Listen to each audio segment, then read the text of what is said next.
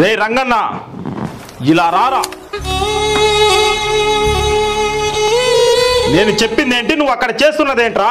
అయ్యగారు మీరు చెప్పిన పని అయ్యగారు నేను చేస్తాను. నేను చెప్పిన పని ఏంట్రా, నువ్వు అక్కడ చేసేది ఏంట్రా?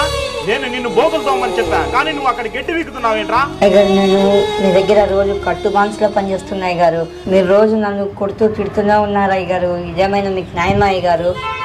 న్యాయం గురించి చెప్పేంత మొగని వారా నువ్వు? నాకు ఈ రోజు నుంచి ఇక్కడే కట్టు బానిసలాగా పనిచేయరా? అయ్యగారు మన దేశానికి స్వతంత్రం వచ్చి చాలా సంవత్సరాలు అయింది అయ్యగారు, కానీ నాకు మటుకు స్వతంత్రం రాలేదు అయ్యగారు. రే ఎదవనాయాలా, పెద్ద పెద్ద మాటలు మాట్లాడుతున్నావు కదరా, నిన్ను కొట్టినా కూడా పాపం లేదురా. వందే మాతరం, వందే మాతరం, వందే మాతరం.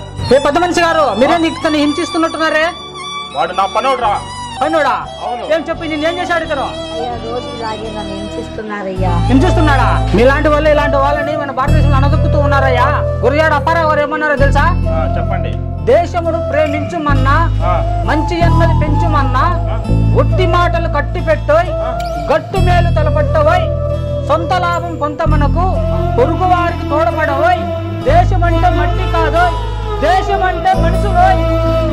దీనికి అర్థం తెలుసా మీకు? మీకు అర్థం తెలుసా? నేను చెప్పిన తర్వాత నా తప్పు తెలుసుకున్నాను. అందరినీ సమానంగా చూడాలని మన భారతదేశం అంతా ఒకటే. జై హింద్, జై భారత్ మాతాకి జై. నా కళ్ళు మీరు తెరిపించారు. దేశంలో ఉండే ప్రతి ఒక్కరిని సమానత్వం అనేది ఉంది కాబట్టి అందరూ సమానంగా చూడాలి. కాబట్టి మీ ఇద్దరు చేతులు కలుపుకోండి. ఓకే, ఎప్పుడైనా అర్థమైందా? అర్థమైంది.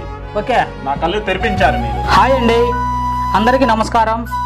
మన లంబూ జంబు టీము నుంచి ప్రతి ఒక్కరికి గణతంత్ర దినోత్సవ శుభాకాంక్షలు.